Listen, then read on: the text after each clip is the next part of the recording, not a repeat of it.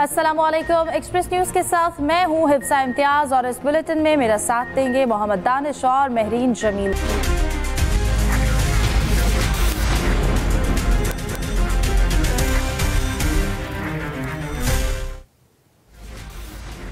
पाकिस्तान और चीन का इलाकाई अमन और इस्तेहकाम बरकरार रखने के अज़्म का इआदा, बाहमी एहतराम और अफ़हाम व तफ़हीम को फ़रोग़ देने की हिमायत, तसल्लुत पसंदाना पॉलिसियों की मुश्तरका मुखालफत।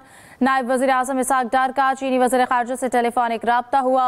इसहाक़ डार ने चीनी हम मनसब को इलाकाई सूरत हाल से आगाह किया। तर्जुमान दफ्तर ख़ारजा के मुताबिक इसहाक़ डार ने भारत के एक तरफ़ा इक़दाम के साथ बेबुनियाद प्रोपेगेंडे को दो टोक अल्फाज में मुस्तरद किया। चीन के मुसलसल और गैर मुतज़लज़ल हिमायत के लिए गहरी तारीफ़ का इजहार किया। पाक चीन दोस्ती और शराकत दारी के लिए पाकिस्तान के मजबूत अज़्म का इआदा। इसहाक़ डार का दो तरफ़ा ताउन को मज़ीद गहरा करने के अज़्म पर जोर। फ़रीक़ैन का अमन और पायदार तरक्की के मुश्तरका मकासद को आगे बढ़ाने के लिए राब्ता बरकरार रखने पर इत्तफ़ाक़ हुआ। पाकिस्तान और चीन का इलाकाई अमन और इस्तेहकाम बरकरार रखने के अज़्म का इआदा, बाहमी एहतराम और अफ़हाम व तफ़हीम को फ़रोग़ देने की हिमायत, तसल्लुत पसंदाना पॉलिसियों की मुश्तरका मुखालफत। नायब वज़ीर आज़म इसहाक़ डार का चीनी वज़ीर ख़ारजा से टेलीफोनिक राब्ता हुआ। इसहाक़ डार ने चीनी हम मनसब को इलाकाई सूरत हाल से आगाह किया। इसी पर बात करेंगे खालिद महमूद से। खालिद महमूद, बताइएगा मज़ीद क्या गुफ्तगू हुई?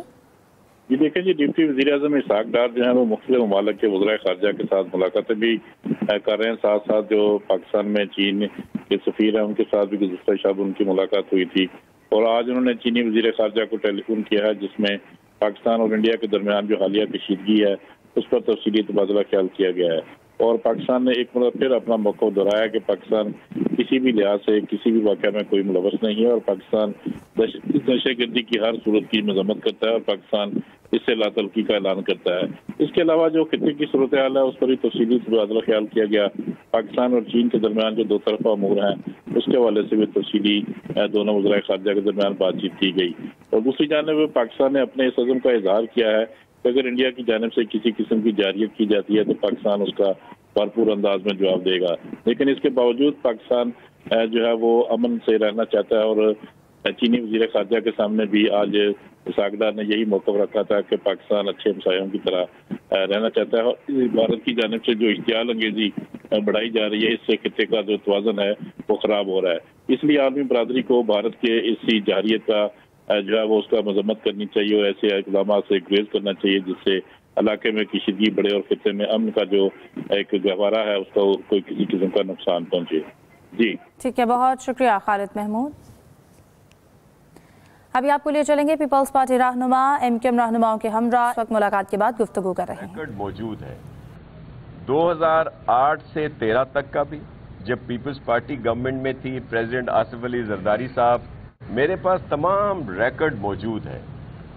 2008 से 13 तक का भी, जब पीपल्स पार्टी गवर्नमेंट में थी, प्रेसिडेंट आसिफ अली जरदारी साहब सदर थे, उस वक्त जो तकसीम होती थी मसावी होती थी, 2-4% आगे पीछे हो सकते हैं। बल्कि मैं मोहतरम मुस्तफ़ा कमाल साहब का भी बहुत शुक्रगुजार हूँ कि उन्होंने कहा कि हमें जो सबसे ज़्यादा पैसे मिले वो प्रेसिडेंट आसिफ अली जरदारी साहब ने ही दिए थे कराची के लिए।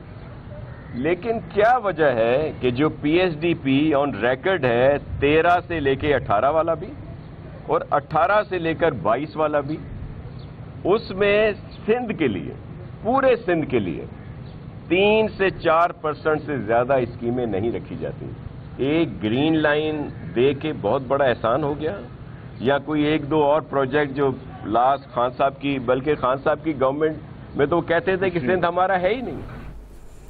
गुफ्तगू अपने मुलाहिजा की आगे बढ़ते हुए आपको बताएं, अक़वाम मुत्तहिदा की सलामती कौंसिल ने जम्मू कश्मीर को पाकिस्तान और भारत के दरमियान मुतनासिब इलाका करार दे दिया। सलामती कौंसिल की जम्मू कश्मीर में फायरिंग के वाक़े की मजम्मत, मुतासरा खानदानों से इजहार हमदर्दी और ताज़ियत का इजहार। पहलगाम वाक़े पर मजम्मती बयान में सलामती कौंसिल ने कहा, हर किस्म की दहशत गर्दी आलमी अमन और सलामती के लिए एक संगीन खतरा है। یہ بھی کہا گیا کہ اس طرح کی کارروائیاں کوئی بھی کرے مجرمانہ اور ناقابل قبول ہیں، ایسی کارروائیاں کہیں بھی نہیں ہونی چاہیے اور ان کا جو بھی مقصد ہو یہ مجرمانہ اور ناقابل قبول ہیں۔ پلوامہ حملے کے وقت بیان کی طرح اس بار سخت زبان استعمال نہیں کی گئی، بیان میں بھارت کی جگہ صرف تمام متعلقہ حکام کے الفاظ استعمال کیے گئے ہیں۔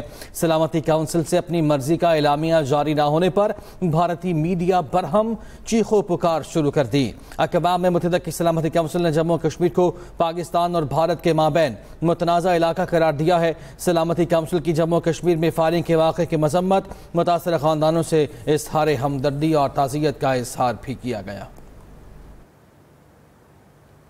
وزیر دفاع خواجہ آصف نے مودی سرکار کو پھر خبردار کر دیا۔ روسی میڈیا کو انٹرویو میں کہا بھارت نے نظر اندازی کی یا حملہ کیا تو متناسب سے زیادہ جواب دیا جائے گا۔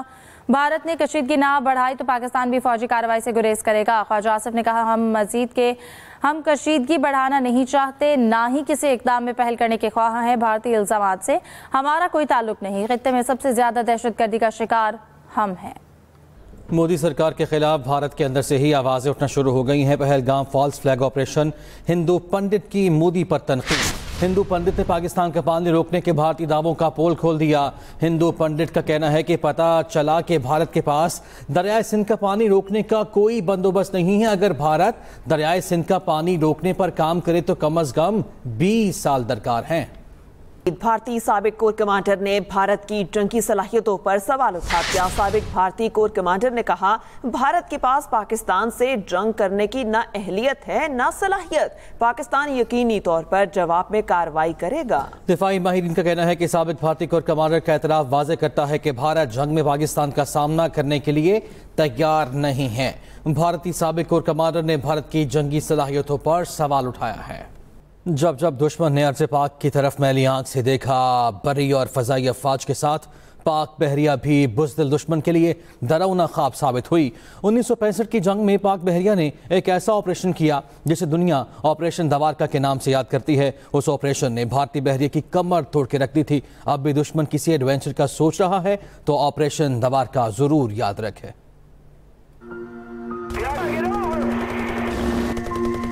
یہ مٹی، یہ شہیدوں کی سرزمین ناقابل تسخیر ہے۔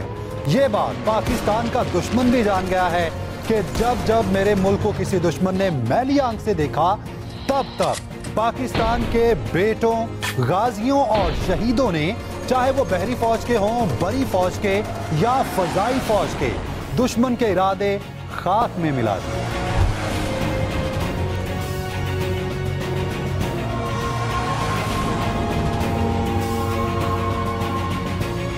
1965 کی پاک بھارت جنگ میں پاکستان نیوی نے وہ تاریخی مارکا سر انجام دیا جس نے طاقت اور گھمنڈ میں مبتلا بھارت کی کمر توڑ کر رکھ دی۔ یہ آپریشن 8 ستمبر 1965 کو بھارت کے ساحلی شہر دوارکا میں کیا گیا۔ دوارکا وہ شہر تھا جہاں انڈیا نے ایک بڑا ریڈار سسٹم نصب کر رکھا تھا جس کا مقصد فضائی حملے کے لیے پاکستان کی نگرانی کرنا تھا۔ جب پاکستان کو خبر ہوئی کہ انڈیا کسی بھی وقت کراچی اور دیگر شہروں پر حملہ کر سکتا ہے تو پاک بحریہ نے سینکڑوں میل دور واقع دوارکا میں بھارتی ریڈار سسٹم پر گولہ باری کر کے اسے ناکارہ بنا دیا۔ اس کارروائی میں 7 بحری جہاز شریک تھے۔ اسی دوران پاکستانی آبدوز PNS غازی نے بھارتی ایئر کرافٹ کیریئر وکرانت کی پیش قدمی کو روکے رکھا اور اسے ممبئی تک محدود کر دیا اور کراچی پر بھارتی حملے کا خواب پورا نہ ہونے دیا۔ دوارکا آپریشن پاکستانی بحریہ کی تاریخ میں کامیاب ترین آپریشن قرار دیا گیا۔ پاک بھارت جنگ کے دوران یہ ان واقعات میں سے ایک ہے جس کے تصور ہی سے بھارتی فوج لرز اٹھتی ہے۔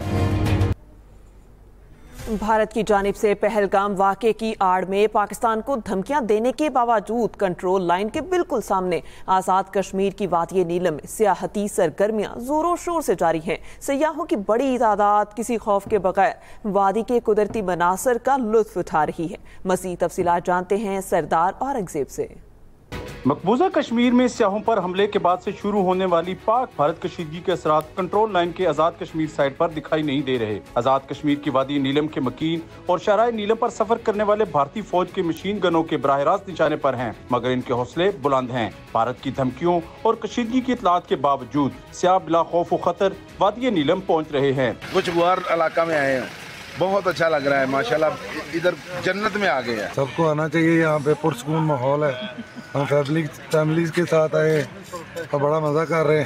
پاک آرمی ہر وقت یہاں تیار ہے اور یہاں کے جو عوام ہے وہ ان کا جو سپورٹ ہے وہ پاک آرمی کے ساتھ ہے۔ وادی نیلم میں نہ صرف ہوٹل اور گیسٹ ہاؤس سیاحوں کو سہولیات فراہم کر رہے ہیں بلکہ تمام سرکاری ادارے، اسکول اور اسپتال بھی کھلے ہیں۔ آزاد کشمیر کے وزیر اطلاعات پیر مظہر شاہ نے بتایا پچھلے 48 گھنٹوں میں 1500 سیاح وادی نیلم پہنچے ہیں۔ خود ساختہ پہلگام واقعے کے بعد انڈیا نے جو سچویشن بنائی ہے ریجن میں کہ یہاں بدامنی کریں گے، الحمدللہ ہم امن کے خال ہو گئے۔ جنگ مسلط کی گئی تو اس کا جواب انشاءاللہ ہم اپنی پاک فوج کے ساتھ مل کر دیں گے۔ شاردا میں موجود سیاح دریائے نیلم اور اس کے گرد کھڑے برف پوش پہاڑوں کے خوبصورت نظاروں اور ٹھنڈے موسم سے بھرپور لطف اندوز ہو رہے ہیں۔ سردار اورنگزیب، ایکسپریس نیوز، شاردا، آزاد کشمیر۔ پاکستان کے ڈیجیٹل فائنانس کی دنیا میں قائدانہ کردار کی طرف ایک قدم، ٹرمپ کی حمایت یافتہ ورلڈ لبرٹی فائنینشل کی پاکستان کرپٹو کونسل کے ساتھ شراکت۔ ورلڈ لبرٹی فائنینشل پاکستان میں بلاک چین کی جدت، پائیدار کوائن کے استعمال، ڈی سینٹرلائز فائنانس کو فروغ دینے میں مدد فراہم کرے گی۔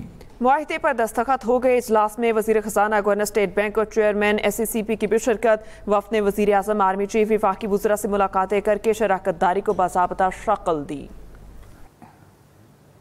وزیر اعلیٰ پنجاب مریم نواز سے امریکی ادارے ورلڈ لبرٹی آرگنائزیشن کے وفد کی ملاقات ہوئی۔ ملاقات میں blockchain innovation tokenization, real world assets اور اسٹیبل اپلیکیشن پر تبادلہ خیال کیا گیا۔ ملاقات میں بلاک چین ٹیکنالوجی کے فروغ کے منصوبے پر بھی غور۔